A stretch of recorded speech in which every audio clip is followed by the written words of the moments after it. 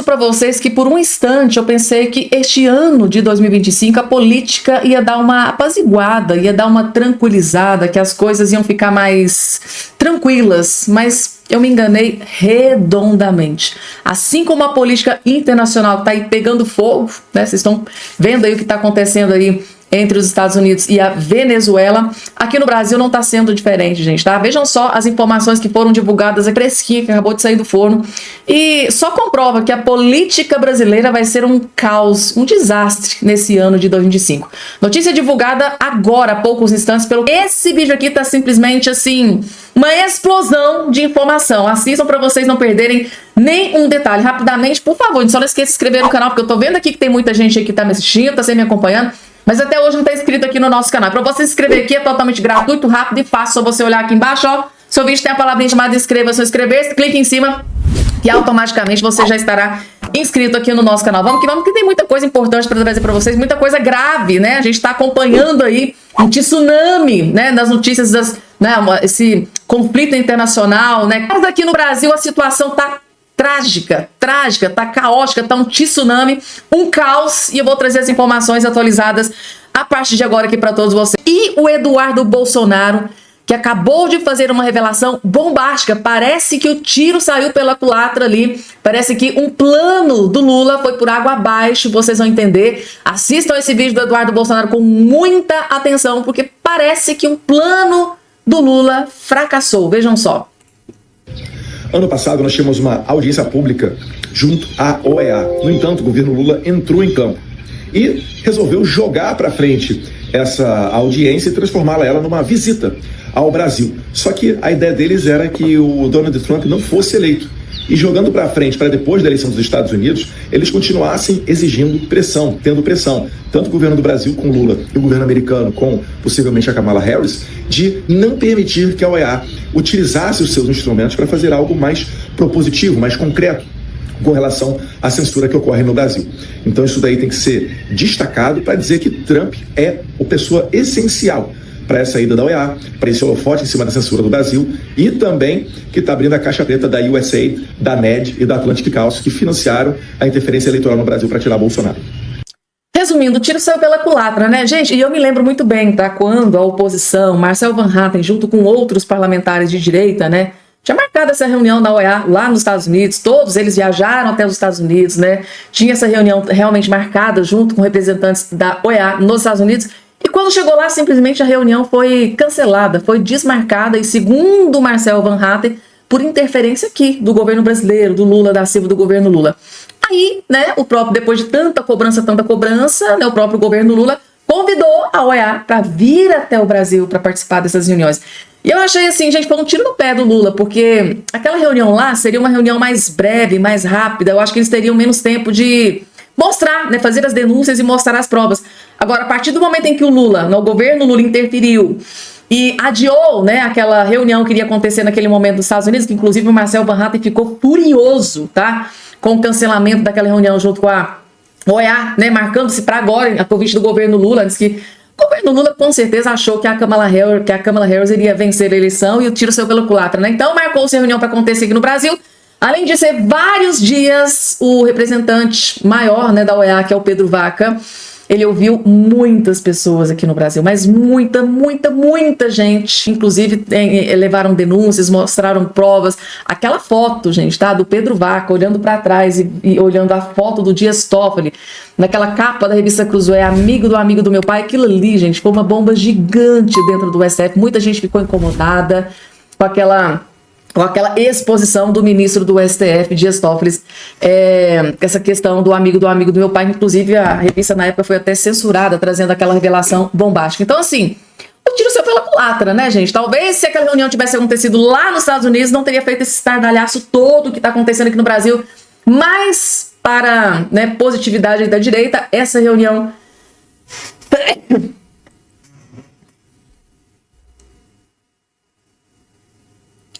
e um fato muito positivo, claro, né, dessa reunião ter vindo aqui acontecer no Brasil, que muitas coisas puderam ser demonstradas, reveladas, provas, né, foram entregues aí para os representantes da OEA aqui no Brasil. Eu acho que o Lula e o STF devem ter arrependido amargamente de ter trazido essa reunião para acontecer aqui no Brasil, gente, tá? É só um pensamento solto aí, porque no vídeo anterior eu trouxe a informação de que, né, o próprio Bolsonaro denunciou o ministro Alexandre de Moraes para o Pedro Vaca, o relator da OEA, e parece que o Alexandre de Moraes deu um jeitinho de chegar até o Bolsonaro através dos advogados ali.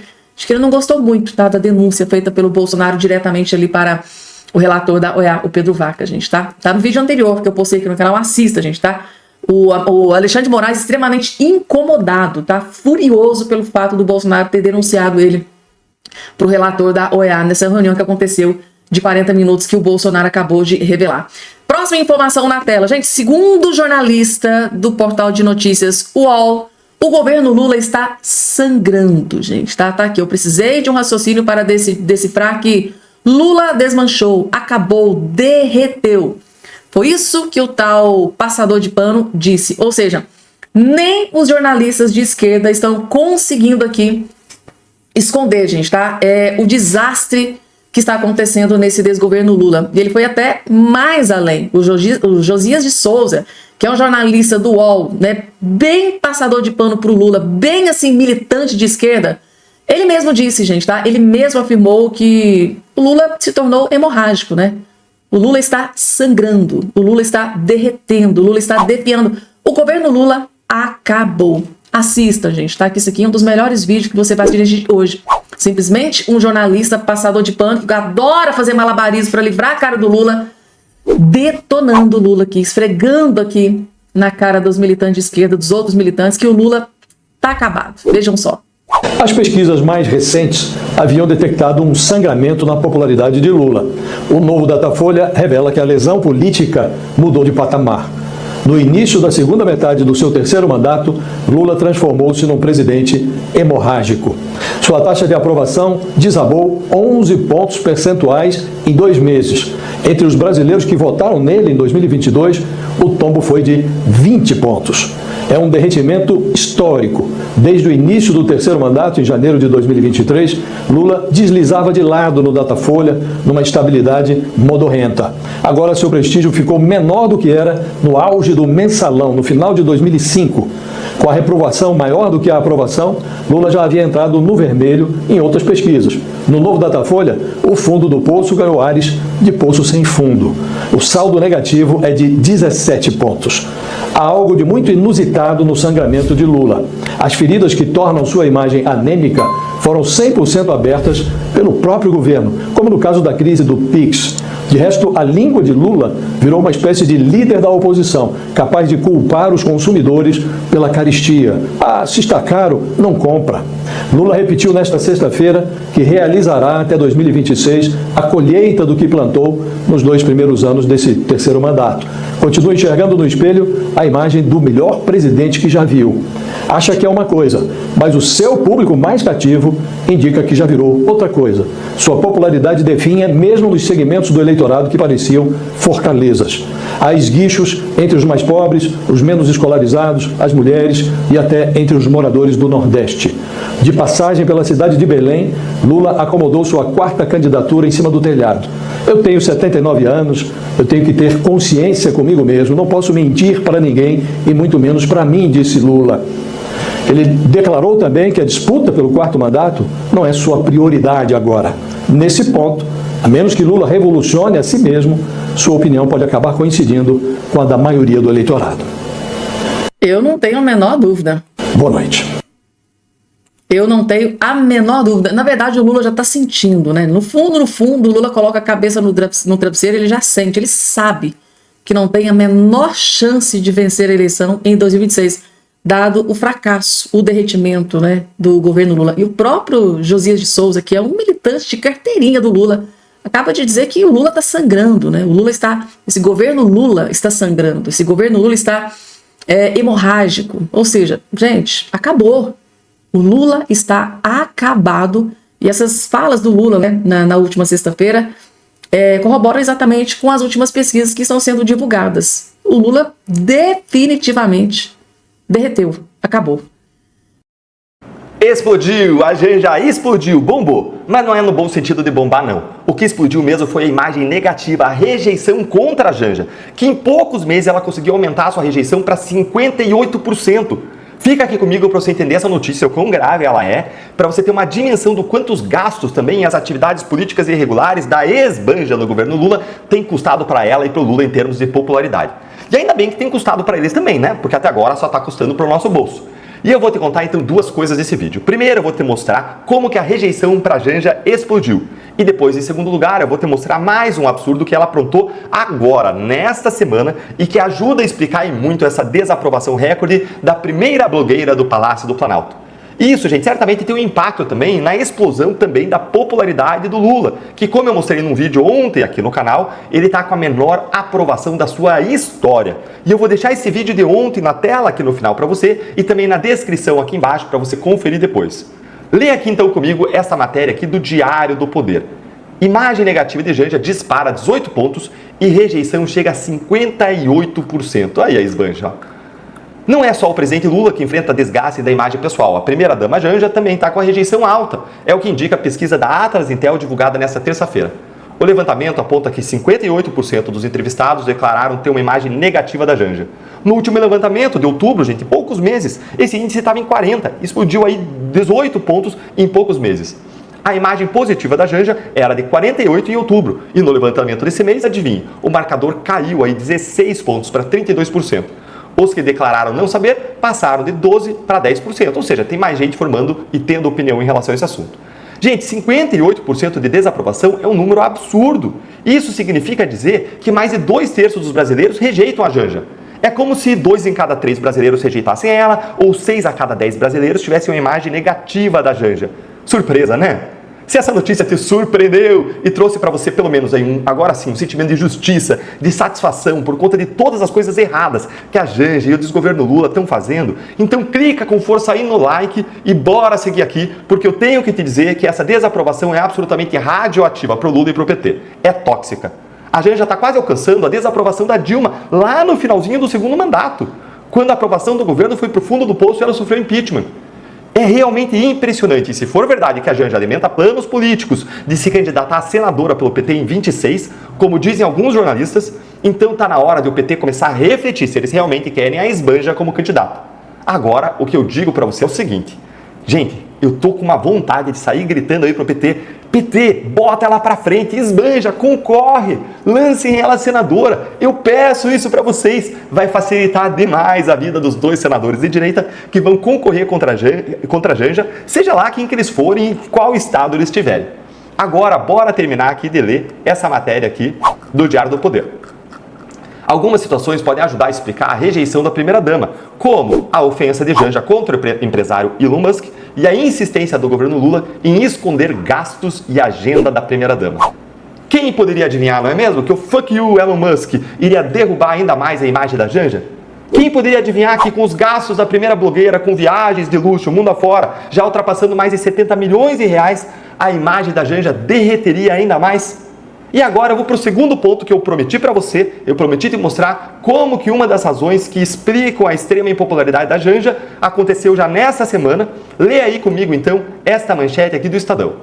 Comitiva de Janja e ministro em Roma tem 12 membros e já custou ao menos 140 mil reais, sem contar as passagens, como eu vou te mostrar. Bora ver aqui o primeiro parágrafo.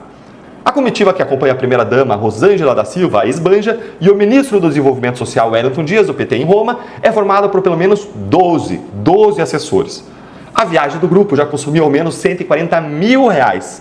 E o valor vai ser maior, porque ainda não estão disponíveis os valores de diárias pagas à Janja e nem os gastos com passagens dos outros viajantes, à exceção das 2 integrantes do Ministério da Fazenda. Então, pelo menos 140 mil reais, sem contar a maior parte das passagens para uma viagem a Roma da Janja e de um grupo de 12 assessores que foram lá para quê? Para tal da Aliança Global contra a Fome e Pobreza. Olha, eu não vou nem comentar isso aqui. Dessa vez eu vou fazer o seguinte. Tô tão assim, isso aí é tão absurdo, gente, que eu vou fazer um pedido para você. Eu vou deixar os comentários com vocês. Escrevam aí para mim, aqui nos comentários, o que vocês acham dessa notícia. Solta aí a indignação de vocês e presta atenção aqui. Se você não quer que nem Lula ganhe a reeleição, nem a Janja seja eleita senadora em 2026, então eu quero convidar você para conhecer ainda mais. Para piorar, gente, o Lula recebe a pior notícia, gente, tá? A pior notícia saiu para Lula da Silva. Vejam só isso aqui. Apoio ao governo ficará mais caro com a queda da popularidade de Lula. A pergunta que fica é: O Lula, gente, tá quebrado. O governo tá quebrado, tá? A União, o Lula quebrou o Brasil. O Lula não tem dinheiro. E a gente sabe que o Lula só conseguiu governar esses últimos 2 anos porque ele tinha uma sobrinha, né? Ali arrecadou muito dinheiro, lascou muito imposto no lombo do povo brasileiro, conseguiu arrecadar e conseguiu ali comprar muitos votos dentro do Congresso Nacional e aprovar as suas principais pautas. Mas de agora em diante, o Lula tá quebrado, o Lula tá sem dinheiro. O povo tá quebrado, a União tá quebrada, o Brasil tá quebrado. Como que o Lula vai governar através do Congresso Nacional nesses próximos 2 anos? E a situação ainda é pior, porque o Centrão vai cobrar muito caro pro Lula. Ainda mais agora, né, o Centrão sabendo que o Lula derreteu, que o Lula tá sangrando na sua popularidade. Aí é que vai ficar mais caro pro Lula.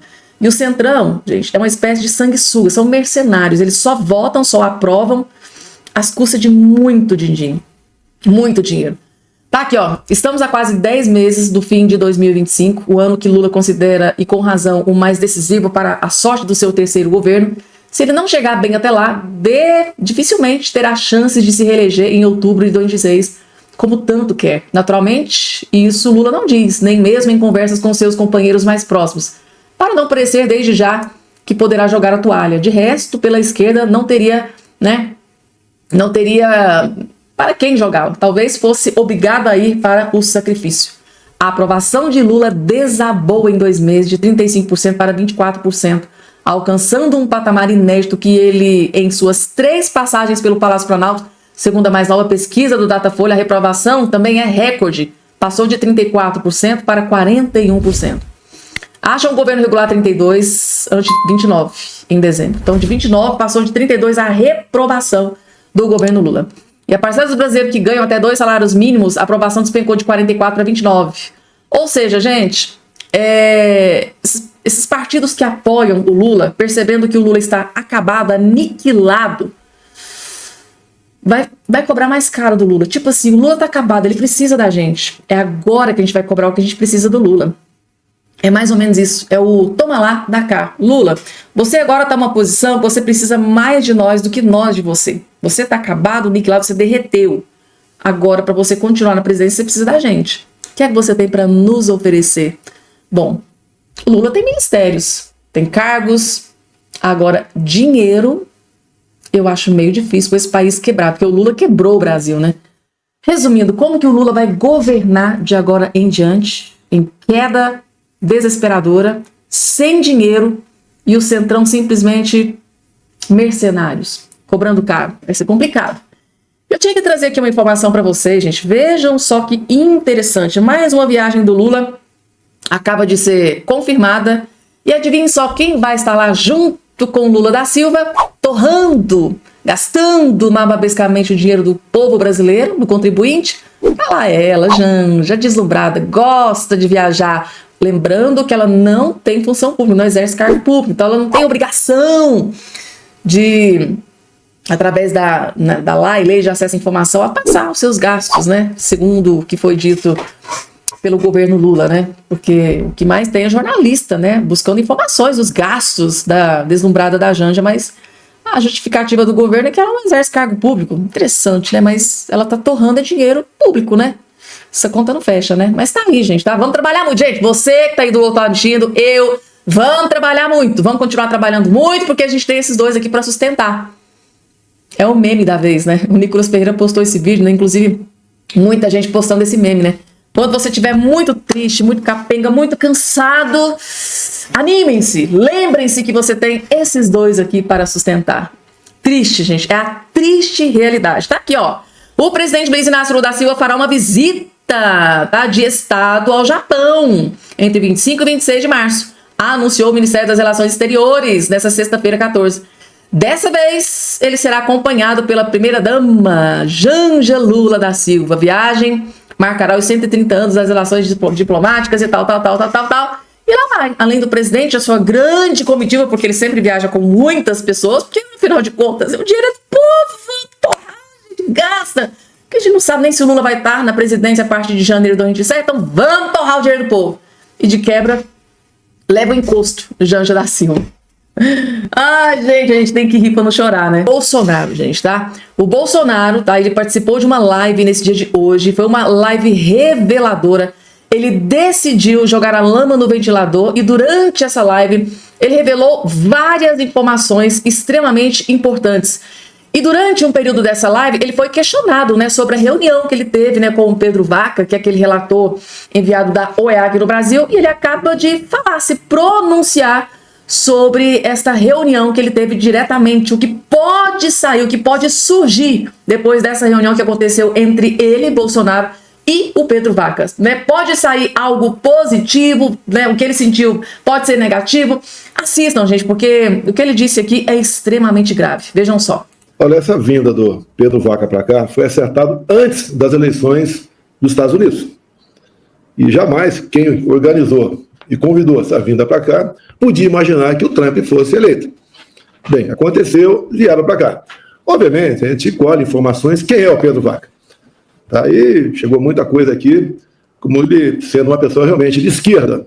Mas a gente sabe que a OEA depende dos Estados Unidos. Eles não podem fazer um relatório aqui passando pano para a questão da ditadura que estamos vivendo aqui no Brasil. Ele esteve aqui, obviamente, primeiro foi lá no Supremo Tribunal Federal, teve lá com dois ministros, o presidente e o Alexandre de Moraes, teve também conversando com gente do governo federal, mas teve também com parlamentares que defendem aqui a liberdade de expressão no Brasil. Esteve com excelentes advogados, muitos voluntários que defendem os presos políticos. E no último dia, na reta final, aqui em Brasília, estiveram por uns 40 minutos comigo. A imprensa ficou sabendo só no dia seguinte. Eu mais ouvi do que falei pouco, tá? Mas o meu advogado, uma pessoa extremamente competente, que mais do que advogado passou a ser um amigo meu, conduziu muito bem esse diálogo com o Pedro Vaca e mais seus 3 ou 4 assessores. E o Pedro Vaca falou aqui pelo Brasil, que está muito preocupado com a falta de liberdade de expressão aqui no Brasil. Então a gente espera que o relatório dele, daqui 30, 40 dias, não demore muito, saia, porque uma vez saindo vai ter um impacto aqui, no meu entender, positivo para o Brasil. É o que nós queremos. Aqui, por exemplo, eu trabalho aqui pela anistia do pessoal do Rio de Janeiro. A gente não pode esperar, quem sabe, um presidente de direita se eleja em 26 e em 27 para ele assinar o decreto aí o decreto de anistia, né?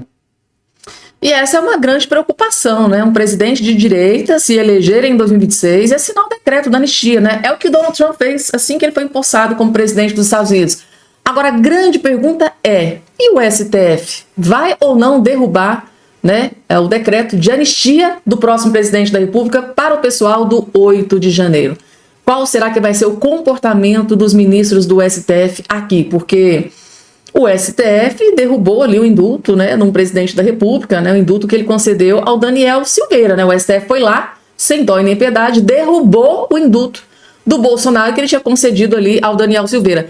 E se porventura o Bolsonaro, ou Eduardo Bolsonaro, ou Tarcísio de Freitas, ou Ratinho Júnior, quem quer que seja o novo presidente da República, a gente quer realmente que seja o Bolsonaro, ou se ele, né, assinar um decreto pela anistia dos condenados do 8 de janeiro, e aí, o pessoal do STF vai ser um empecilho? Pode derrubar esse decreto do presidente? Gente, são muitas dúvidas, né? Mas o mais importante é que o Bolsonaro se pronunciou, né? Do que ele, né? Da impressão que ele teve dessa reunião que ele teve, segundo ele, por cerca de 40 minutos, com o relator da OEA, né? O Pedro Vaca, que esteve aqui durante toda a semana ouvindo ministros do STF, ouvindo a oposição, né? Aliados do Bolsonaro, ouviu também a base, né? Do governo Lula. E ouviu o Bolsonaro. E a impressão que o Bolsonaro teve, né, do Pedro Vaca, inclusive nem a impressão, ele está dizendo que espera que ele faça, que ele seja imparcial e que ele faça um relatório em cima daquilo que ele presenciou, daquilo que ele viu, daquilo que ele sentiu e principalmente em cima das provas que foram entregues para ele pela oposição na segunda reunião que ele teve aqui no Brasil, que com certeza são provas muito, muito graves, e eu quero só ver se tudo que ele presenciou, tudo que ele ouviu aqui no Brasil vai constar nesse relatório que, segundo o Bolsonaro, deve ficar, né, pronto em cerca de 30, 40 dias. Lembrando que este relatório, gente, com certeza absoluta, vai parar nas mãos do Donald Trump, do Elon Musk. E o que será feito após esse relatório em mãos é que a grande expectativa, principalmente aqui no Brasil, gente, tá?